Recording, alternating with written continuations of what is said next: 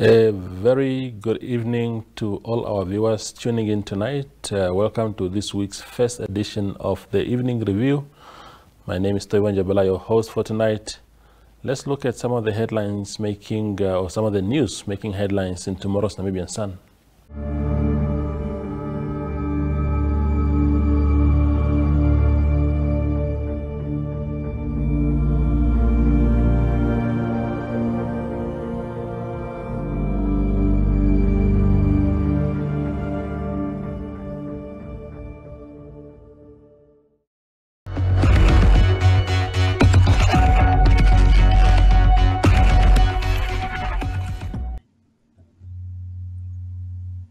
We are joined on the show by two brilliant minds of our country. That is Professor Gerhard Tötemeyer. He used to be the Director of Elections many years ago, and he is an accomplished author and generally an observer of local happenings. And then we have Professor Henning Melber, returning to the show also all the way from Sweden, and of course we are going to engage, or I am going to engage them on the latest happenings, especially as they relate to last weekend's Swapo Central Committee meeting, where a lot of headlines were generated. Thank you, Professor Gerhard, for making time to be on the show tonight. Oh, welcome. Yes, and also welcome back, my old friend Henning Melber. Thank you for making time again to be on the show tonight. Thank you, Toivo. It's always a privilege to be with you. Wonderful.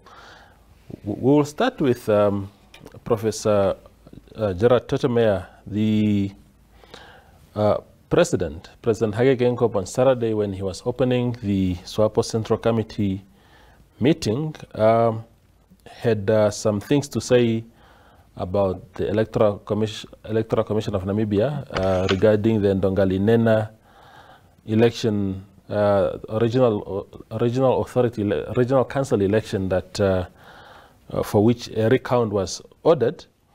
The president was not very happy, and he made remarks that were seen to be attacking the ECN. I'm just wondering if these remarks were made at the time when you were director of elections. What would have been your perception at the time as an incumbent in that position? I would definitely have reacted to this kind of statement, because I consider the Electoral Commission as an totally independent body, and you cannot interfere into the integrity of such a commission. Mistakes can be made. We have learned from each election from mistakes that we made, but in general we oblige to the rules as compiled by SIAC or SADC for that matter, principle and guidelines governing democratic elections. Thank you. And Henning, what did you make of the attacks on the ECN, or maybe it's not, I don't want to call it an attack really, but those remarks against the ECN? The president also extended his remarks to the judiciary, which was, of course, this matter was in the electoral court, and it was the electoral court that ordered the recount. What did you make of those remarks? They are worrying, because the rule of law is not supposed to be the law of the rulers. And Namibia was rightly so based for a constitution which clearly establishes the autonomy of the courts. And for a head of state, no matter if he says it as the head of the party, to question the autonomy of the judiciary is a very dangerous and slippery road. And Professor Tötemeyer, just again there, of course, I mean the ECN can be questioned, generally speaking, but when that sort of language, that sort of rhetoric is coming from the highest office in the land, do you think it puts the ECN under some sort of undue pressure just to, you know, to be sure that they do not upset the head of state in the future? for example? You see, the situation is different than to the time when I was director of elections. I think the best years of national unity we had from the Independence Day, the following 5 years, and then we degenerated in our country. You see, I feel that we go through a moral political crisis in our country, and I feel that even what has been said over the weekend, my feeling is that the ruling party needs to be reformed to comply with present demands in society. And one does get the impression there's disunity, and, you know, disunity in a party can fracture democracy. So Henning, I mean, this was quite extraordinary. I mean, we have seen always historically it has always been the opposition parties that would question the integrity of the ECN, the integrity of our courts, especially whenever there was a court challenge of election results. Then the ruling party, of course, in 2019 and 2020 didn't do too well in the elections. And suddenly they are the ones questioning the integrity of the ECN. This is something new, isn't it? It is something new, and it's something worrying. And I think 31 years into independence, the party which has been for 30 years in control over the political scene is now facing a situation where they actually have to play where their mouth is, meaning they have to live up to their commitment to democracy. It's one thing to underline the democratic nature of Namibia's political system if you score anything about 70 or 80% in elections. That has changed with the November 2019 and even more so the November 2020 elections. Now is the time where Swapo and the elected president have to live up to their commitment that Namibia is a democracy which is based on the free and fair elections, documenting the political will of the electorate, meaning the ordinary people. Yeah. And just to stay with you again there, Henning, one of the extraordinary things that the president said on Saturday was that Swapo members are losing faith in the party, and he said he noticed that party members are not even wearing party colors freely anymore. They are afraid of being ridiculed publicly. What did you make of that? I mean, why are people losing faith in the party to that extent that even the president can acknowledge it publicly? Well, first of all, if I may add, I always thought it's a kind of a ridiculous symbolism that you show loyalty to a party by wearing the party colors. You show loyalty to a party by trying your best to implement a political program for the welfare and the best interests of the people.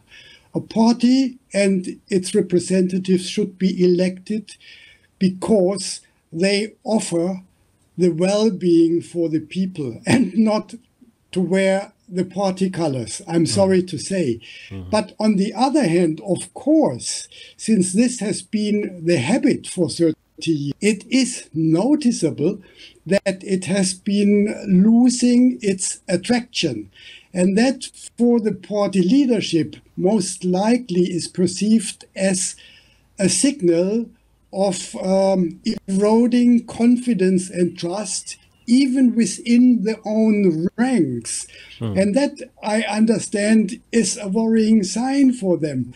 But then again, even if it's a worrying sign, you're not making such utterances, which then, of course, are reported publicly. All local papers today have reported in detail and at length about what happened during the weekend. And that's, of course, to the negative image of the party. Yeah, yeah, indeed. Professor Tötemeyer, added to that, you see, there are two things that worry me. That the one is, it's also reflected in my recent book, that ideological interests in a party must not override national interests and unity. We go through a crisis of legitimacy, through a moral political crisis, as I said earlier on. We have to stabilize, rethink, take an inventory of what is going on and see that we find together a solution to the fragile political situation in our country. Now, coming back, let me come back to my time when I was director of elections. Yes. During that time, I was part of the office of the Prime Minister, the Directorate of Elections, the Electoral Commission, and I recommended that should not be the case. It should be changed. And then it became the duty and the responsibility of the Speaker. But there we have got another problem. A Speaker cannot introduce a law in the National Assembly or make amendments to an existing act. I think we should also look at the positioning of the Electoral Commission in our society. I would like to see it differently. I would like to see that there is a division, that the political party running of elections should be part of the responsibility of the Ministry of Urban and Rural Development, while the financial aspect of running the Electoral Commission should rest with the Ministry of Finance. The situation as it is at the moment makes me not happy, because it's expected of a speaker to be a totally neutral person. Just while we are on that one, Professor Gerhard Tötemeyer, there's a lot of questions around the independence of the Electoral Commission of Namibia. Not very much because, I mean, structurally, and you have touched on it a little bit by mentioning how that office resorted under the OPM and stuff like that. I'm thinking about the funding, because there are currently attempts to amend the current ECN Act to give that body more independence. Even in terms of funding, they are trying to find new modalities for funding so that they detach a little bit from reliance on the state. Do you think that will improve also the credibility of elections going forward if that happens? It's a very good question that you put, but let me first look at the Constitution. The Constitution says the Electoral Commission of Namibia shall be an independent, transparent, and impartial body. That is not sufficient. There are other aspects that need to be addressed, and I will come back to the financial aspect that you mentioned. The situation should be an autonomous body, an efficient body, a competent body, a neutral body. It should be fair. It should make peaceful decisions and exercise electoral justice. For that, I'm glad that we do have electoral court, but coming to finance, it's a tricky issue.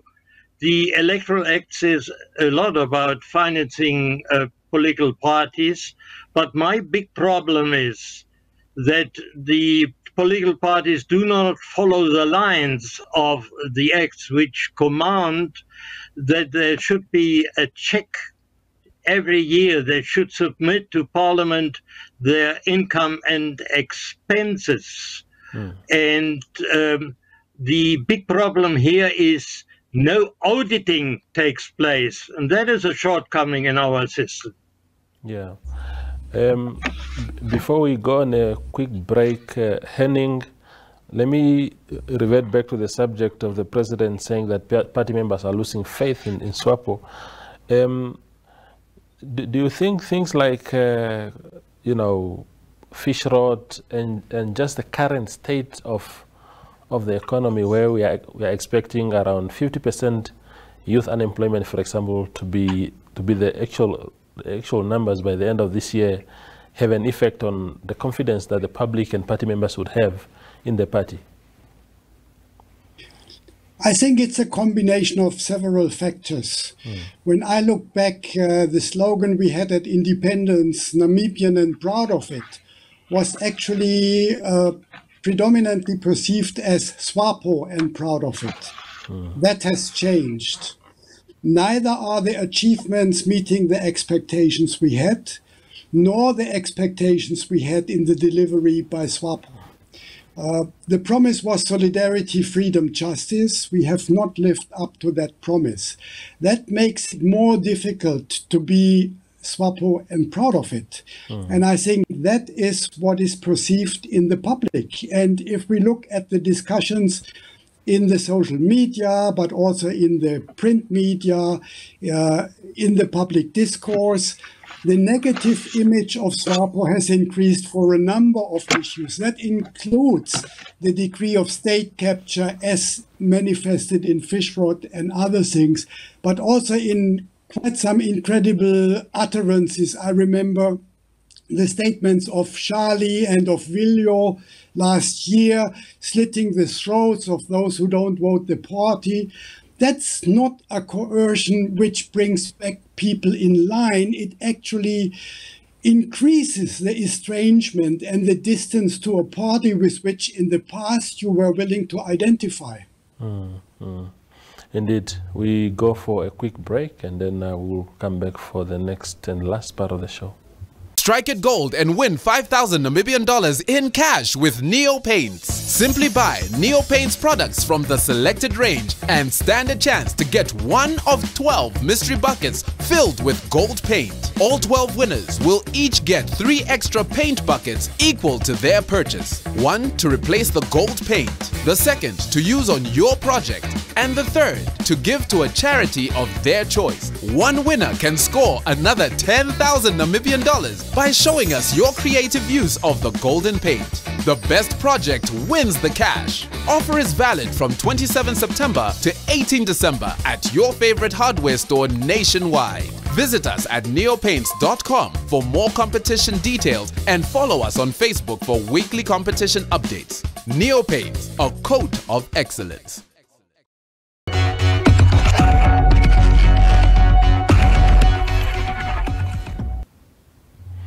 We continue with Professors Gerhard Tötemeyer and Henning Melber. Another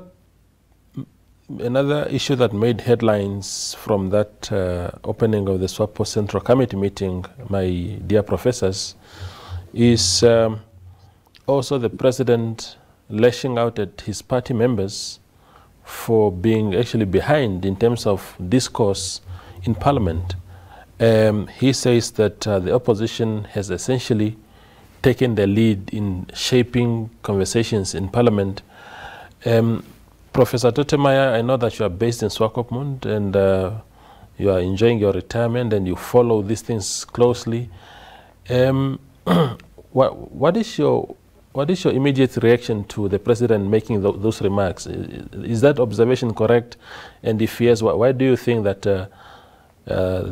the MPs from the ruling party are behind in terms of shaping their conversations?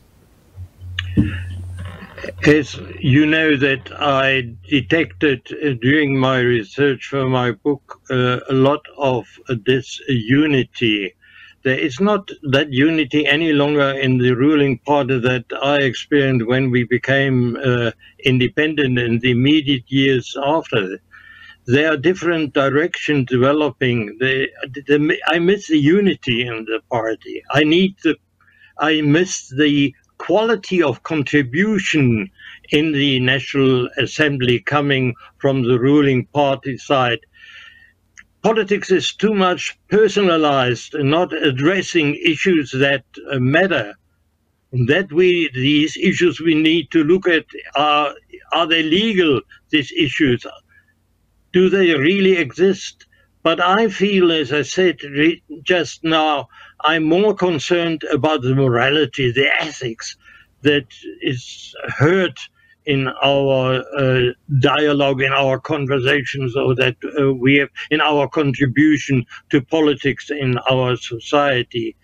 We have to take stock and reform if we want to be a respected ruling party. Yeah, and Henning, I mean, both of you, to the best of my recollection, are actually members of the ruling party. Why do you think, Henning, that your party is lagging in parliament in terms of the activities there? I think the president was very much speaking under the impression of the recent debates in the National Assembly. And they are actually reflecting a new situation. Remember, the subject is the draft agreement on reconciliation negotiated between Namibia and Germany. And what we witnessed in the National Assembly since a few days is a hitherto unknown unity of rejection by all the other parties. Now, if that is new momentum carried over into other issues, has to be seen. I think it's too early to judge. But of course, following the last days, the Assembly debates, it was quite clear that Swapo was on the defensive on an issue which is very difficult to defend, with even own members of parliament uncomfortable and unhappy about the negotiated result as being insufficient, which then creates this perception that the party in political power is weak while the opposition is strong. But that's for the moment. I'm not sure if that already is establishing something on a sustainable basis. The opposition was very divided in the past. We need to see. I think it was a bit premature by the president to convey that message, which actually contributes to eroding the trust and confidence into the party. I think all his utterances over the weekend were strategically very, very bad for the party and not really in his interest. Yeah. You see what is important, if I may add? Yes, please. The debate should become much more constructive. At the moment, they are more destructive and too much personalized. The quality of debate is lagging, and that needs to be addressed to be really a powerful house of decision makers and serve the ideal of democracy and follow these principles of democracy and not egoistic and rather seek benefit for their own person but not for the others. Yeah, but and Toivo, if I may add, yes, we had the privilege to witness two profound, excellent, well-prepared statements of both Venani and Swapo, who actually even was able to handle his anger management. And I mean, they left a lasting impression among those who are skeptical about the issue discussed, meaning the draft agreement.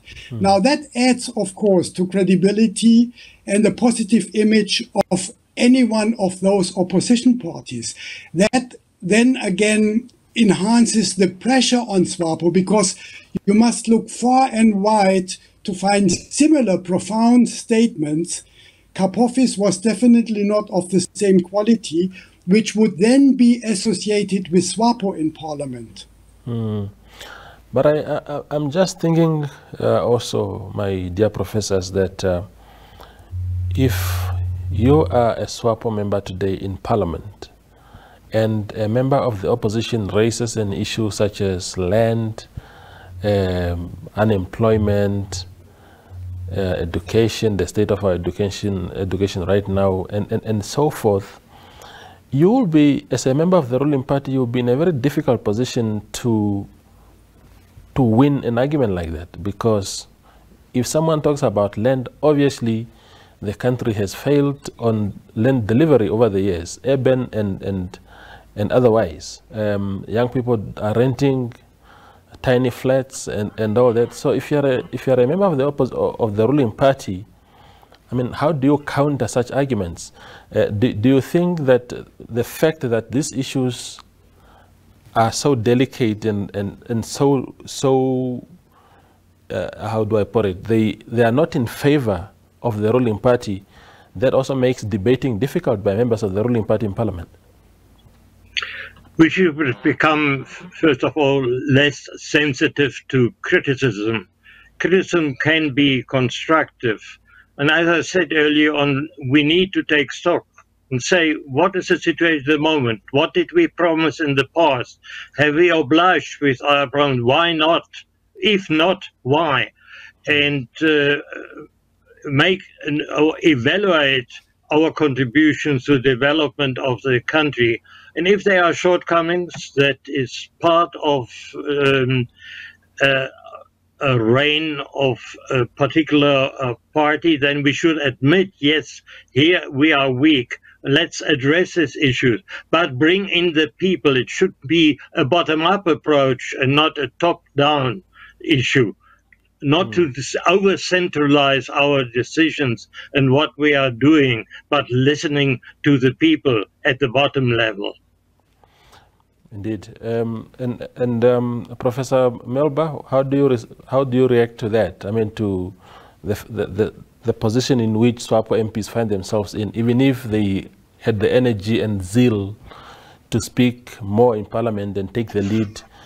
It's not a very easy position to be in at the moment and under the circumstances. No, it's not, and I don't envy them. I think the only way out would be to be honest and admit that Swapo has failed the people and ask for another chance. We have not delivered, and I deliberately say we as someone who still has remained in Swapo. We have actually betrayed the people, to put it quite drastically. We used independence for self-enrichment schemes, and we have not done enough in the political sphere to implement transformation for the benefit of the majority of the people. You listed some of the aspects: land, including urban land, unemployment.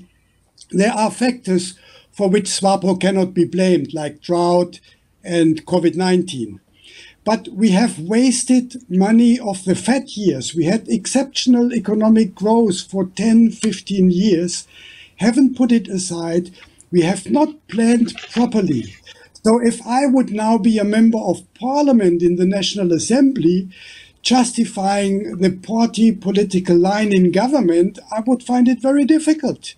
And I think that is the watershed we are in. And maybe it's healthy and good that this is the situation, because either Swapo realizes what the situation is and takes serious that proclaimed introspection and don't use it to go on the war path and slash out and assault others. Introspection means something completely different. Maybe Tatekulu Geingob needs to be reminded what introspection actually means. Yeah, exactly. So what is the way forward, Professor Gerhard Tötemeyer, in terms of what is it that our government must do for people to restore their confidence in both the government and the ruling party? Really speak to the people and listen to them. Not only the comrades at central and regional and local level, go to the people and talk and listen. We have forgotten that a very important element in politics is to listen to each other, and then sit down and say, what are the problem areas? And then be constructive and said, how can we settle these problems? Can we do it on our own? Do we need outside help? What kind of help? What can we give back to those who assist us? We need again to establish confidence, and that is missing. Indeed.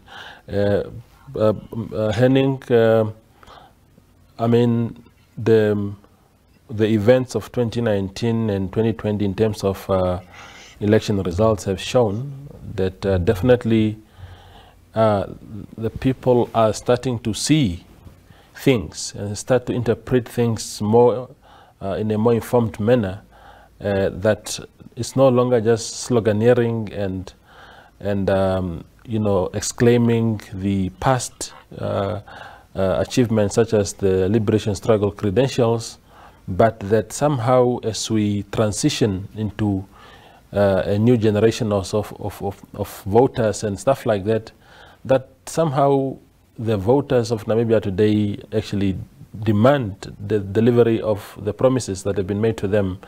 What is it that the ruling party, and in fact, of course, we talk about the ruling party because they are the custodian of our lives at the moment.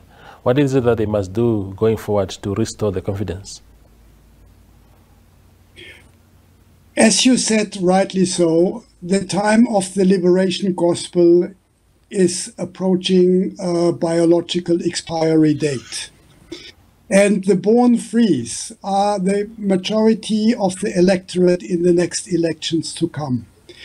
They will base their judgment and decision for whom to vote on the degree of delivery, not on the old slogan, "We liberated you and you owe us." This old loyalty is fading away.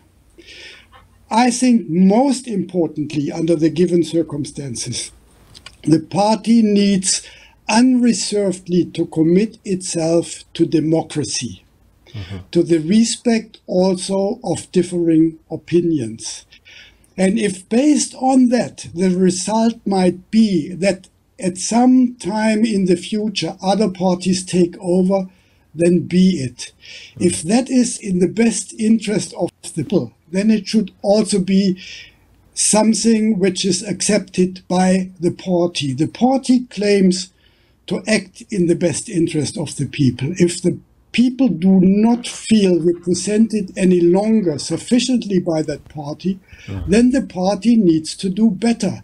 It needs to earn the votes and not refer to a history and say, "We earned it because we liberated you." That is gone. Indeed. But there's another problem that affects the unity in our country. We don't have a situation like in other countries. We have a strong ruling party, and it will be the strongest party still for the years to come, I think. But there's not a united opposition in our country, and that the party loyalty of the smaller parties is still very much related to the ethnic group or tribal group I belong to. If we can't get rid of this attitude, we won't find national unity. Indeed, indeed. Professor Gerhard Tötemeyer and Professor Henning Melber, thank you very much for making time today and for your valuable contribution to the show tonight. We really, really appreciate your time. We appreciate your invitation.